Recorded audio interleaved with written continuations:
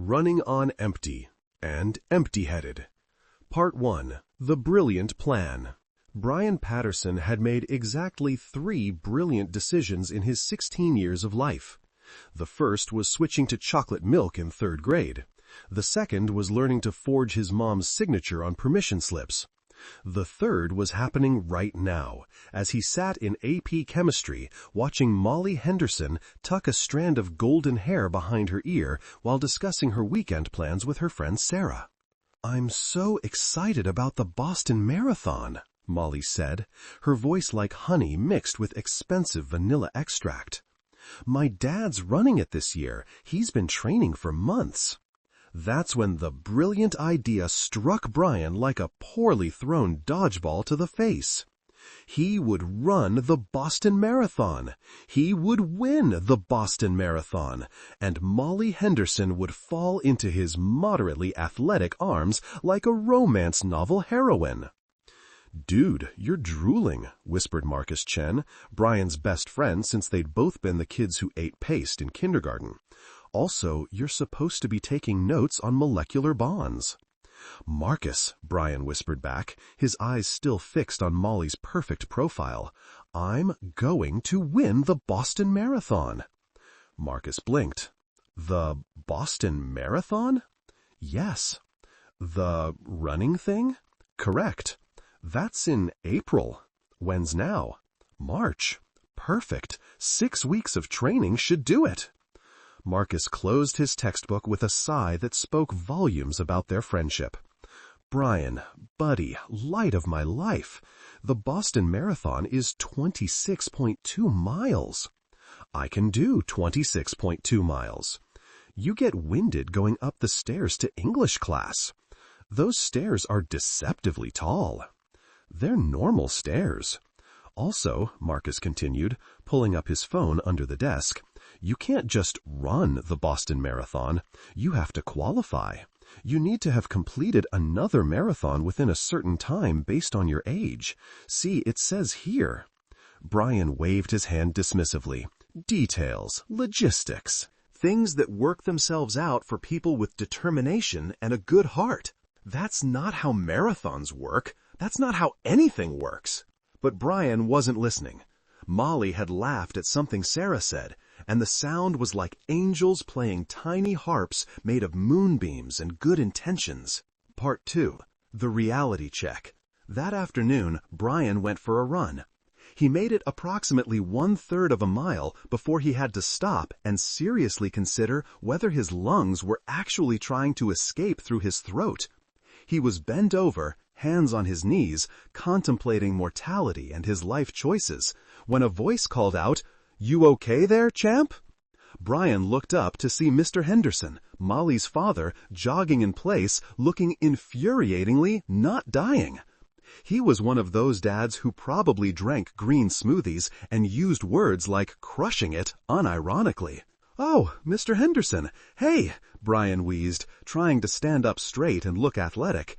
He ended up looking like a question mark having an existential crisis. "Just doing some intense interval training." "By standing still?" "It's a new technique from Europe." Mr. Henderson smiled. "Well, keep at it. You training for something?" This was it, Brian's moment.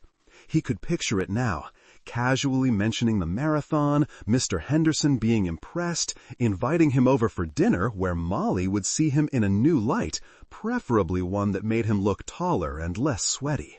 "Actually, I'm training for the Boston Marathon." "Oh yeah? You qualify already?" Yes." "Nice. What was your qualifying time?" Brian's brain, which had been operating on limited oxygen to begin with, completely stalled out. 3? 3 hours? That's incredible for your age. What marathon did you run?" "The Boston pre-marathon?" Mr. Henderson smiled, faltered slightly. "I'm not familiar with that one. It's new, very underground. Mostly promoted through TikTok." There was a long pause, during which Brian became convinced he was going to die of embarrassment before the lack of oxygen got him. "Well," Mr. Henderson said slowly, "good luck with your training. See you around, Brian."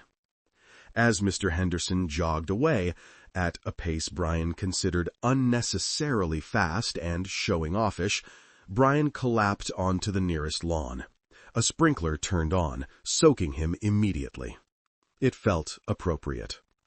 Part 3. The Intervention. You told Molly's dad what? Marcus was eating cafeteria pizza, which required a certain kind of bravery that Brian had to admire, even in his moment of crisis. I panicked. He was just standing there, being all fit and dad-like. So you lied about qualifying for the Boston Marathon? When you say it like that, it sounds bad. It is bad. Okay, yes, but consider this counter-argument. I'm screwed. Sitting across from them was Zoe Williams, the editor of the school newspaper and the only person in their friend group with anything resembling common sense. She was currently looking at Brian the way one might look at a puppy that had just eaten something it definitely shouldn't have. Let me get this straight, Zoe said, pulling out her phone and typing rapidly. You want to impress Molly Henderson by running a marathon you can't actually enter because you haven't qualified, which you can't do because the qualifying process takes months and requires you to actually complete another marathon first, which you can't do because you can't run more than a third of a mile without temporarily dying. See, you get it, Brian said, hopefully. That wasn't support, Brian. It sounded like support. Marcus wiped pizza grease on his jeans. Why don't you just, talk to her, like a normal human person? Talk to her? Marcus, my dear friend, I once tried to say hi to her in the hallway, and it came out as "hnye." I sounded like a depressed goose. That's actually accurate, Zoe confirmed. I was there. It was hard to watch. So running 26.2 miles is somehow easier than speaking to her? Marcus asked. In theory, yes. Zoe leaned forward.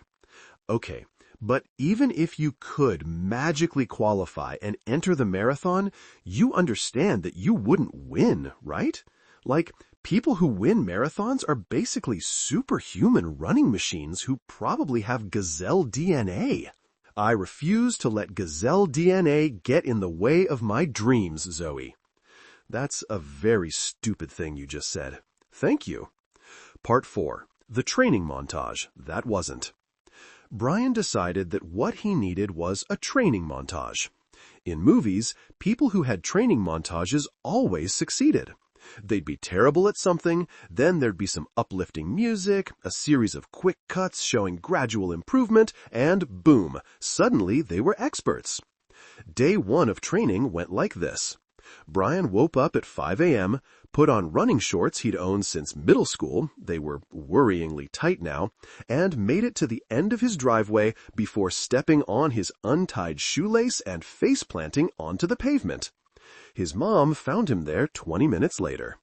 Are you okay, honey? Living the dream, Mom. Why are you on the driveway? Exercise. Is this about a girl? Brian turned his head to look up at his mother, his cheeks still pressed against the concrete. How did you know? Baby, you're my son. You once tried to juggle in 8th grade because a girl said she thought juggling was cool. I got pretty good at it. You gave yourself a black eye with a bowling pin. That pin came out of nowhere. She helped him up, brushing gravel off his face with the kind of maternal efficiency that was both comforting and embarrassing. Who is she? Molly Henderson. Oh, David's daughter. She seems nice. Have you tried talking to her? Why does everyone keep suggesting that like it's even remotely possible? His mom patted his shoulder. Well, I'm sure the running thing will work out great. Do you want ice for your face? Yes, please. Day 2 went slightly better. Brian made it an entire mile before having to stop. He celebrated by lying on the sidewalk for 15 minutes while various neighbors walked by and pretended not to see him. Mrs. Chen, Marcus's mom, actually stepped over him while walking her dog. Beautiful day, she called out cheerfully. Livin' it, Brian gasped back. Day 3 was when things got interesting. Brian was struggling through his second mile when a figure jogged up beside him. He turned, still running, barely, and nearly tripped over his own feet. It was Molly. Molly Henderson was running next to him, in running clothes that somehow made her look even more impossibly perfect. Actually running at his pace, which he suddenly realized was embarrassingly slow. "Hey, Brian," she said, not even slightly out of breath. "Didn't know you were a runner?" Brian replied, then internally screamed at himself. "I mean, yes, running. I do that. Currently doing it right now, actually." "I can see that," she said, with a smile that made his oxygen-deprived brain completely forget what his legs were supposed to be doing. He stumbled slightly. "My dad mentioned he saw you training for Boston. That's so cool. Are you running with him?" This was it, the moment of truth. Brian could come clean, admit he'd lied, and accept humiliation like a mature person. "Yup, trainin' hard, going to crush it," Brian said instead, because he was apparently incapable of learning lessons. "That's awesome. Maybe we could train together sometime. I'm doing a 10K next month." "A 10K?" Brian repeated. "Yeah, I know what a 10K is," Brian lied. He definitely knew what a 10K was. It was probably like 10,000. "Cool. I'll text you about it." Molly waved and suddenly sped up, her ponytail swishing in a way that seemed specifically designed to destroy Brian's concentration. He watched her run ahead, still moving at his struggling pace, and realized 3 things. Molly Henderson had his phone number. How? He had apparently just agreed to run a 10K. He still didn't know what a 10K was. He pulled out his phone while walking. He'd given up on running the moment Molly was out of sight, and Googled it. 6.2 miles. 6.2 miles. He had just agreed to run 6.2 miles. He could currently run maybe 1.5 miles before considering a career as a professional sidewalk napper. "I'm going to die," he said aloud to a passing squirrel. The squirrel, wisely, kept its distance. Part 5. The Conspiracy. Brian called an emergency meeting at Marcus's house. Zoe showed up with a large coffee and an expression that suggested she already regretted coming. "Okay," Brian said, pacing back and forth in Marcus's garage. "We need a plan." "The plan is you tell Molly the truth," Zoe said. Counterpoint, literally anything else. Marcus was sitting in a camping chair, eating cheese puffs. "You know what you need? A montage." "That's what I said." "No, like a fake montage. We film you doing running stuff, make it look super impressive, and put it on social media. Then Molly thinks you're this amazing runner without you having to actually run." Zoe stared at him. "That's the worst plan I've ever heard." "Is it, though?" Brian asked hopefully. "Yes, definitely yes. That's catfishing, but for athletic ability." "Sport fishing?" Marcus suggested. "Please stop helping." Brian collapsed into another camping chair, which immediately folded close on him like a fabric Venus flytrap. He continued the conversation from inside the chair. "I just don't understand why this is so hard. In movies, people just decide to do something and then they do it." "That's because movies aren't real life," Zoe said, pulling out her phone. "Real life requires things like effort and realistic goals and not lying to your crush's father." "When you list it all out like that, it does sound bad." "Because it is bad." Marcus ate another cheese puff thoughtfully. "You know what you need? A training partner. Someone who's actually good at running who can help you not die." "Great idea. Do you know anyone like that?" "Nope." "Then why did you suggest it?" "I'm just brainstorming, man. All ideas are good ideas in brainstorming." "That's not true at all," Zoe said. Brian finally managed to extract himself from the chair. "Wait, Molly said she'd train with me." "Perfect. Train with the girl you're trying to impress by lying to her about your athletic abilities? What could go wrong?" Zoe's sarcasm was so thick you could spread it on toast. Okay, I hear the words you're saying, and I'm choosing to interpret them as encouragement. Part 6. The Training Partner. The 10K was 3 weeks away. Brian had approximately 21 days to transform from a person who got winded climbing stairs to someone who could run 6.2 miles without dying. He met Molly at the school track the next afternoon. She was stretching in ways that seemed anatomically improbable, looking like an Olympic athlete in a sports drink commercial. Brian, wearing his dad's old college gym shorts and a t-shirt that said, "I'm with stupid," with an arrow pointing up at his face, attempted something resembling a stretch and nearly toppled over. "You okay?" Molly asked, jogging over. "Yup, just doing some advanced warm-up techniques." "Cool. So I figured we'd start with an easy 3 miles today." Brian's soul left his body. 3 miles? Easy? Got it. They started running.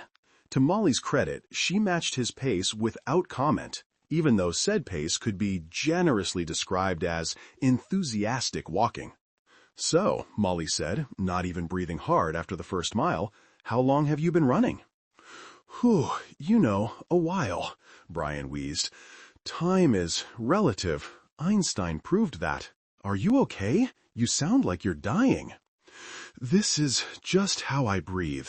That can't be healthy." They made it another half-mile before Brian had to stop. His legs felt like they'd been replaced with pool noodles. His lungs were on fire. He was approximately 60% sure he was going to throw up. Molly handed him a water bottle from seemingly nowhere. "Take your time. Running is all about building up gradually." "Gradually?" Brian repeated, gulping water. "Right, I'm very gradual. My dad always says the most important thing is consistency. Just a little bit every day, and eventually your body adapts." Your dad is wise, and also terrifying, but mostly wise. Molly laughed, and Brian decided that even if he died right here on this track, it would be worth it just to hear that sound. "He's excited about Boston," she continued. "It's kind of been his dream since forever. Are you nervous?" "Nervous? Me? About Boston?" Brian's voice went up about 3 octaves. "Why would I be nervous about something I'm totally prepared for and definitely qualified to do?" "Well, it's a big deal. I mean, just finishing a marathon is incredible, but you must be pretty fast to qualify." "Oh, I'm fast. Super fast. Extremely fast. Right now, I'm going slow because strategic training." "That makes sense." Molly's genuine enthusiasm made Brian feel even worse about the elaborate web of lies he'd constructed. I've always wanted to do a full marathon someday. Maybe after I see my dad and you do Boston, I'll start training for one." "You should. We could train together," Brian said, then realized what he was suggesting. "I mean, after Boston." "When I'm recovered from winning it." "You really think you'll win?" This was the moment. Brian could come clean. He could admit that he couldn't win, that he hadn't qualified, that he could barely run a mile without contemplating his own mortality. "Absolutely," he said instead. "I'm gonna crush it." Molly's smile could have powered a small city. "That's so cool, Brian. I had no idea you were so into running." "Oh yeah, it's basically my whole personality." "Really? I never see you at track practice." "I train privately. Very privately. Secretly, even." "Like Batman?" "Exactly like Batman, but with more running and less money." She laughed again, and Brian felt his heart do something complicated in his chest. They finished the run, or rather, Molly finished the run while Brian survived it, and she gave him a high five that he'd probably never wash that hand again. "Same time Thursday?" she asked. "I'll be here, possibly in a full-body cast, but I'll be here." As he watched her jog away, she was apparently doing a cool-down jog after their run, because of course she was, Marcus and Zoe emerged from behind the bleachers. "Were you two hiding there the whole time?" Brian asked. "Moral support. You literally just watched me suffer." "From a distance, supportively." Zoe was shaking her head. You're in so deep now, Brian. You told her you're going to win, not finish, win. I'm aware of what I said. The winner of the Boston Marathon is usually like a professional athlete from Kenya. I can take him. Brian, I know, okay? He sat down heavily on the bleachers. I know I'm screwed. I know I should tell her the truth. But did you see how she looked at me? Like I was impressive? When has anyone ever looked at me like I was impressive? That time you ate 47 chicken nuggets, Marcus offered. That was more horrified than impressed. Zoe sat down next to him. Look, I get it. You like her. She's cool. But this is going to blow up in your face, and it's going to be so much worse the longer you wait. Can't it blow up in my face after I've had a few more training sessions with her? That's not how taking responsibility works. But consider, what if it is? Part 7. The Investigation. Things got complicated on Thursday when Sarah Martinez, Molly's best friend, cornered Brian at his locker. So, she said, leaning against the adjacent locker in a way that suggested she'd been watching detective shows, you're a marathon runner. Yes. Interesting, because I'm also a runner, and I've never seen you at any races, meets, or running events in the entire time we've been in high school. Brian's brain scrambled for an explanation. I'm more of a independent runner. Uh-huh. And you qualified for Boston? That's what my qualifying time of 3 hours would suggest. 3 hours for which marathon? The Boston pre-marathon that I definitely ran. Sarah pulled out her phone. Funny thing, I can't find any information about a Boston pre-marathon anywhere on the internet, and I'm very good at internet research. It's very underground. Brian, Sarah's expression softened slightly. Look, I don't know what you're doing, but Molly really likes running, and she's excited about training with you. If you're not serious about this, I am serious. Then you're just going to hurt her feelings, and I don't want her to get hurt. I don't want that either. Then what's your plan here? Are you actually going to run this 10K with her? Yes, definitely. I'm training really hard. Sarah studied him for a long moment. Okay, but I'm watching you, Patterson. If you break my best friend's heart, I will destroy you. Noted, filed away, appropriately terrified. As she walked away, Marcus appeared at Brian's shoulder. Dude, you just got threatened. I'm aware. By Sarah Martinez, who once made a teacher cry during a debate. I said I'm aware. You need to either get really good at running really fast or tell Molly the truth. Or, Brian said slowly, I need to actually run this 10K and prove I'm serious. About running or about her? Brian closed his locker. Yes. Part 8. The Actual Training. Brian decided to get serious. He downloaded running apps. He watched YouTube videos about proper form. He even went to an actual running store, where an enthusiastic employee tried to sell him shoes that cost more than his car would someday. These have advanced cushioning technology, the employee said, holding up shoes that looked like they were designed by a sci-fi movie. Do they have technology that makes my legs not hurt? No. Then I'll take the cheapest ones you have. He started running every morning before school. It was terrible. Everything hurt. His legs hurt, his lungs hurt. Parts of him he didn't even know could hurt were sending pain signals to his brain, like they were filing complaints. But something weird started happening around day 5. It got slightly less terrible, then slightly less terrible than that. By the end of the first week, Brian could run 2 miles without contemplating faking his own death. Progress, Marcus declared when Brian shared this news. I can run 2 miles. The 10K is 6.2. But 2 is more than 1. That's like 100% improvement. That's not how math works. His second training session with Molly went better. He still couldn't keep up with her, but he didn't need to stop every 5 minutes. You're improving, she said encouragingly. Really? Well, you're not making sounds like you're actively dying anymore, so yes. They ran around the park, and Molly talked about her college plans, pre-med at Stanford, because of course, her favorite books. She liked fantasy novels, which Brian immediately pretended to also love, and her dad's marathon training. "He's been so dedicated," she said, "getting up at 5 a.m., watching his diet, the whole thing. It's kind of inspiring." "Totally inspiring," Brian agreed, not mentioning that he'd eaten an entire bag of Doritos for breakfast. "Is your family going to Boston to watch you?" Brian nearly tripped. "My family?" "Yeah, my mom and I are going to watch my dad. It'll be fun to cheer for you both." "Oh, yes, my family.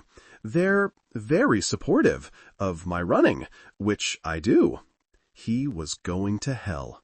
There was probably a special level of hell reserved specifically for people who lied to pretty girls about marathons. After their run, Molly suggested getting smoothies. They sat at a picnic table, and Brian tried not to stare at her while she talked about her little brother's soccer games. "You're easy to talk to," she said suddenly. "I am?" "Yeah, a lot of guys just try to show off or whatever, but you actually listen." Brian, who had been showing off his entirely fabricated marathon credentials, felt guilt settle in his stomach like a stone. "I like talking to you too," he said, which was at least honest. "So," Molly said, swirling her smoothie, "Sarah told me she talked to you." "Ah, yes, that was a conversation that happened. She's protective, but she said you seemed genuine about the running thing." "I am genuine, very genuine, the most genuine." "Good," Molly smiled, "because I really like hanging out with you, Brian, and not just for running." Brian's brain short-circuited. "You like hanging out with me? Why do you sound so surprised? Because I'm me, and you're you, and you're objectively several levels above me in basically every measurable way?" Molly laughed. "That's ridiculous. You're funny and nice and ambitious. The marathon thing is really cool.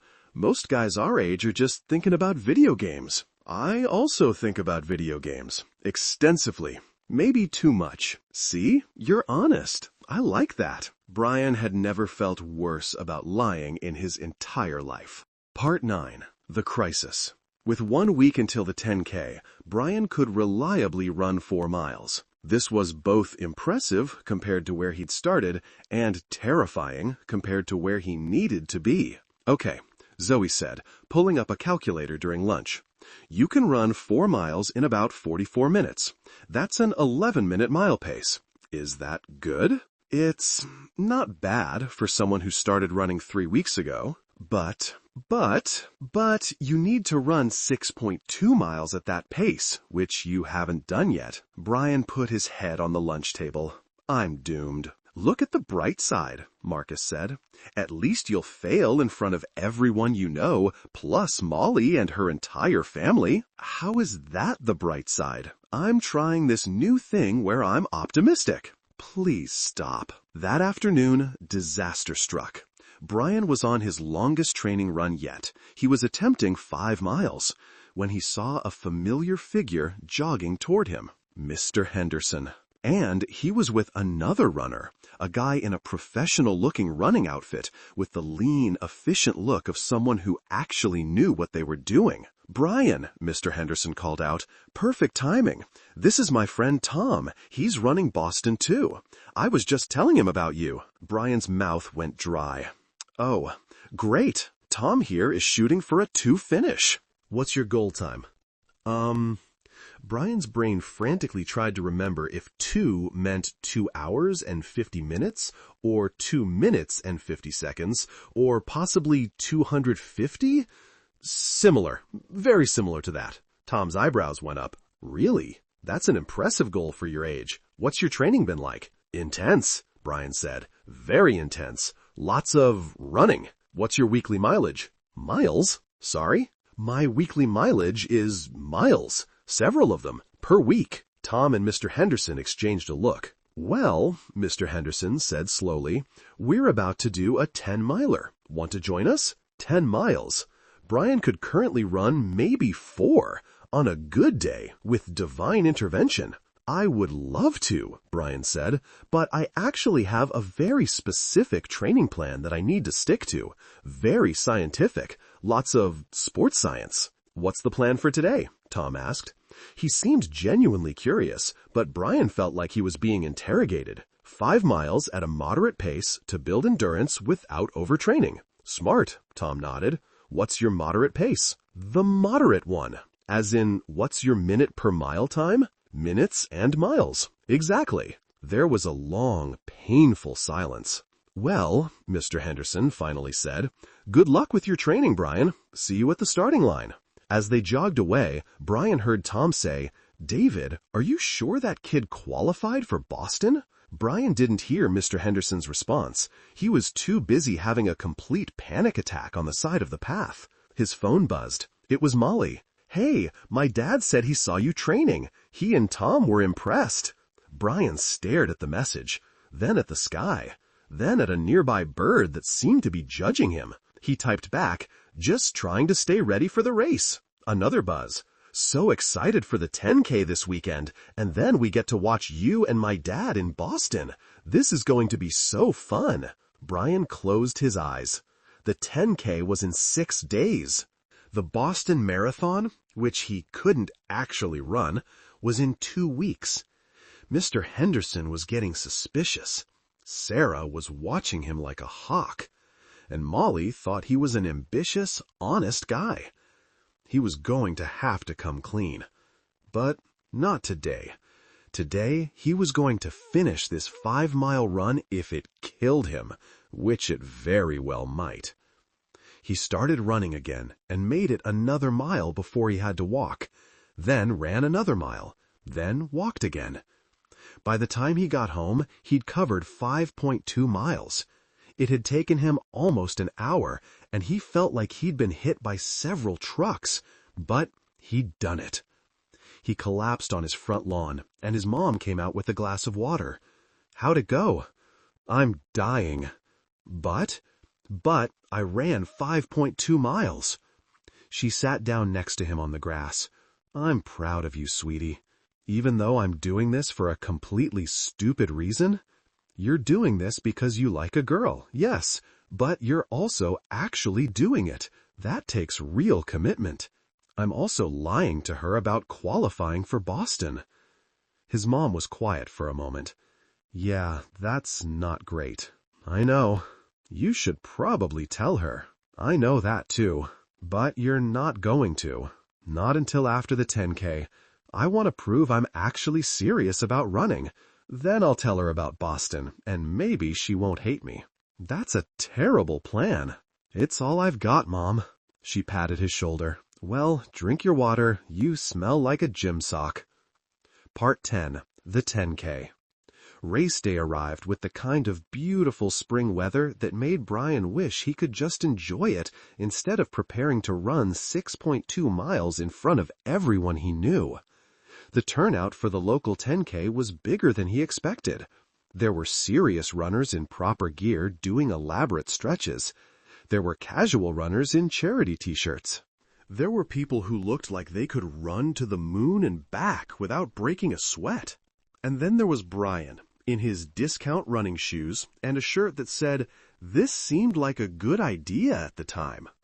Marcus and Zoe had shown up for moral support, which Brian appreciated, even though they were eating donuts in front of him. "Those look good," Brian said longingly. "They're delicious," Marcus confirmed. "Possibly the best donuts I've ever had." "You're a terrible friend." "I'm a great friend. I'm here, aren't I?" Molly found him near the starting line. She was with her dad, Sarah, and several other people who all looked frustratingly athletic. "Brian, you made it!" She gave him a hug that made his brain stop working for several seconds. "Would not miss it," he managed. "Everyone, this is Brian. Brian, this is my dad's running club." The running club smiled at him with the kind of enthusiasm that only people who voluntarily wake up at 5 a.m. to run possess. "David's been telling us about you," one woman said. "You're running Boston?" "That's the plan," Brian said weakly. "What's your bib number? We'll track you online." "My what now?" Your bib number for the marathon. Oh, right, that. I don't actually remember it off the top of my head. The woman looked confused. Really? I have mine memorized. I've been checking my position on the starting grid obsessively. I'm more of a go-with-the-flow type of runner. Mr. Henderson clapped him on the shoulder. Well, good luck today, Brian. Should be a good warm-up for Boston. Warm-up. Right, for the marathon I'm definitely running. The race began in waves. Brian positioned himself toward the back, despite Molly's insistence that he should start further forward. Don't you want to get a good time? She asked. I'm pacing myself. Strategically. For a 10K, I have a very detailed race plan, which is not dying. The starting gun went off, and Brian began the longest 6.2 miles of his life. The first mile wasn't bad. He'd run this distance plenty of times in training. He felt almost confident. Mile 2 was harder. His legs started to remember all the training runs. They began filing complaints. Mile 3 was when Brian began to understand what hitting the wall meant. Everything hurt. His shoes felt like they were made of concrete. His shorts were chafing in ways he didn't know were possible. But then he saw them. Marcus and Zoe standing on the sidelines with a sign that said, Brian is good at running. Citation needed. Despite everything, he laughed. Mile 4, still alive, but questioning life choices. Mile 5, contemplating whether fainting would be an acceptable strategy. Mile 6, operating on pure stubbornness and the knowledge that Molly was somewhere on this course. And then he saw the finish line. It seemed both impossibly far away and surprisingly close. Brian summoned energy from reserves he didn't know he had, probably because those reserves didn't exist and he was actually running on pure delusion, and pushed forward. He crossed the finish line with a time of 1:09. He immediately collapsed. Brian! Molly was there, already finished, of course, holding water. You did it! Did I? Am I alive? Very much alive. And look at your time. That's great for your first 10K. First and last, Brian groaned. I'm retiring from running, effective immediately. You can't retire. You have Boston in 2 weeks. Brian closed his eyes. Here it was, the moment of truth.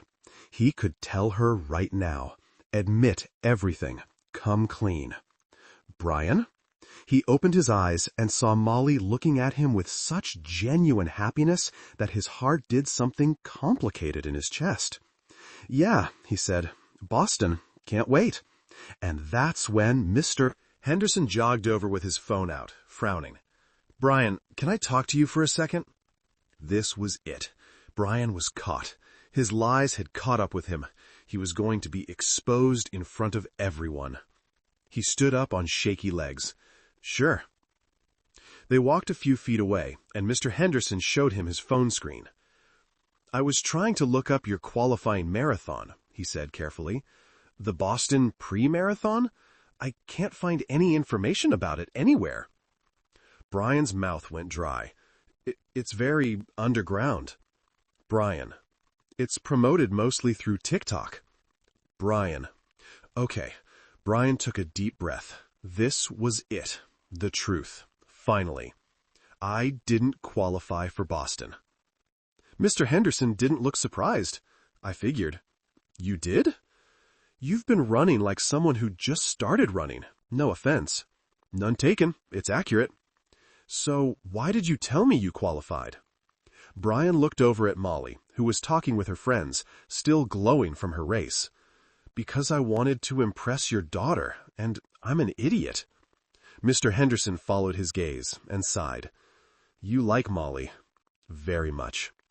And you thought lying about running a marathon would help? I'm 16 and not smart. They stood in silence for a moment. You know what's funny? Mr. Henderson said finally. Molly mentioned you to me last week. Said she thought you were really cool, genuine, easy to talk to. She did? Yeah, she said she liked that you actually seemed interested in getting to know her, instead of just trying to show off. Brian laughed bitterly. But that's exactly what I was doing, showing off. Except you actually committed to it. You trained. You ran this race. That takes real dedication, even if the motivation was misguided. So, you're not mad? Oh, I'm disappointed in the lying part. But the effort part? That's actually pretty impressive. He put his phone away. Here's what you're going to do. You're going to tell Molly the truth. Today. Brian's stomach dropped. Today? Today. And then you're going to let her decide how she feels about it. Deal? Do I have a choice? Not really. Part 11. The Truth. Brian found Molly near the refreshment tent, eating an orange slice like it was gourmet food. Hey, she said brightly. Feeling better? Not really. Can we talk? Sure. What's up? This was it. No more lies, no more pretending. Just the truth, as terrifying as that was. I need to tell you something, and it's not great. Molly's smile faded slightly. Okay. I didn't qualify for the Boston Marathon. I'm not running it. I've never run a marathon before. I started running like a month ago, and I only did it because I heard you talking about your dad running Boston, and I thought it would impress you. He said it all in one breath, then waited for her reaction. Molly was quiet for a long moment. So, you lied? Yes, I lied.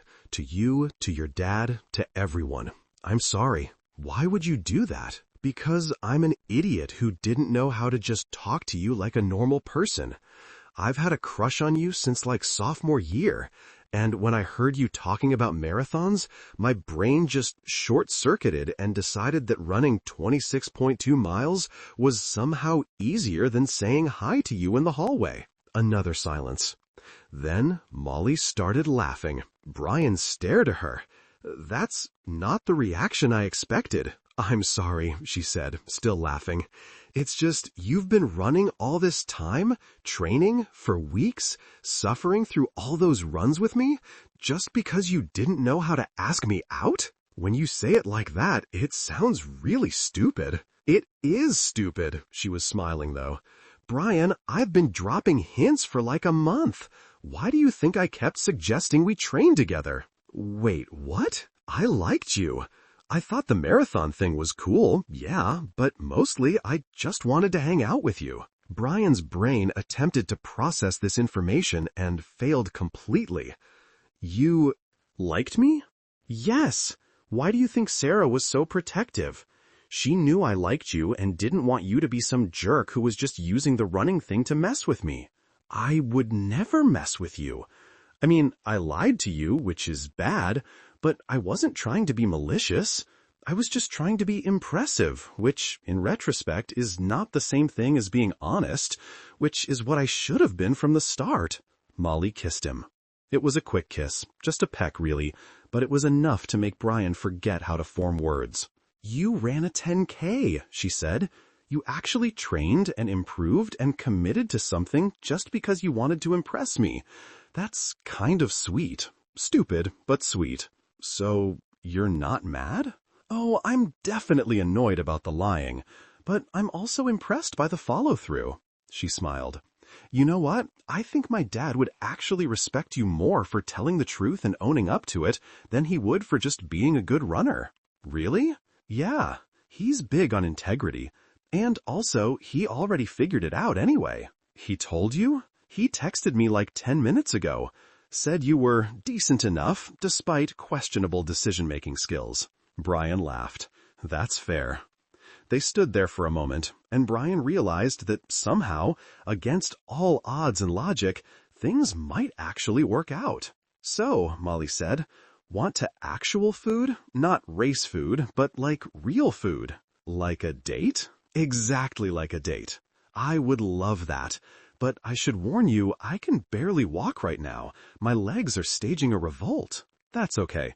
We can go somewhere close. And Brian? Yeah? Next time you want to impress me, maybe just start with dinner and a movie. Deal. Although I am considering taking up competitive juggling. Please don't. Epilogue. 3 weeks later. Brian stood with Molly, her mom, Marcus, Zoe, and Sarah at the finish line of the Boston Marathon, watching runners cross one by one. "There he is!" Molly's mom shouted, pointing. Mr. Henderson appeared, looking exhausted but triumphant. He'd finished in 3:15, which Brian now understood was actually pretty impressive for a regular person. They cheered and waved signs. Mr. Henderson saw them and smiled, giving a tired wave. After he'd recovered, and they'd taken approximately 7,000 photos, Mr. Henderson pulled Brian aside. "So," he said, "still thinking about running a marathon someday?" "Actually, yeah. I mean, not Boston, and not for a few years. But I've kept running. Turns out I kinda like it when I'm not dying." "That's good to hear. And Brian?" "Yeah? Thank you for being honest. That took guts. Thanks for not completely hating me. I could never hate someone who makes my daughter that happy." He nodded toward where Molly was telling an animated story to her mom, her face bright with joy. "Just no more lying, okay?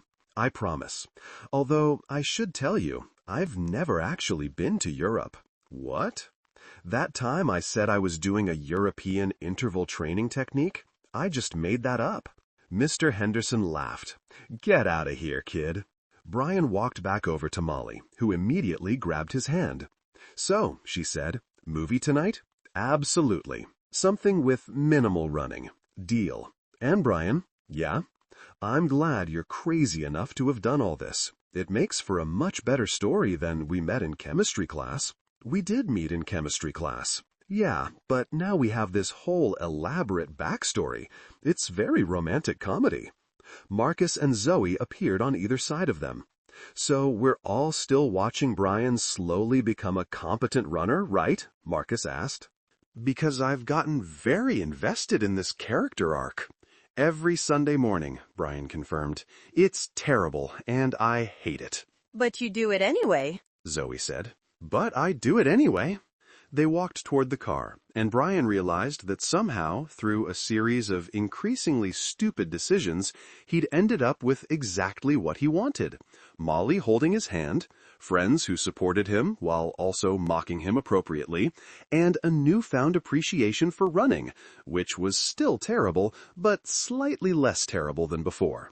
He'd never win the Boston Marathon. He'd never be a professional athlete. But he had run a 10K, told the truth, and gotten the girl. For a 16-year-old who used to get winded climbing stairs, that felt like winning. "Hey, Brian," Molly said as they reached the parking lot. "Yeah?" "want to sign up for another 10K with me?" Brian groaned. "You're gonna make me do this forever, aren't you?" "Probably." "Fine, but next time I'm picking the post-race food." "Deal." And as they drove away from the marathon, Brian Patterson decided that maybe making terrible decisions that somehow worked out wasn't the worst strategy in the world. Although next time he was definitely starting with dinner and a movie. The end.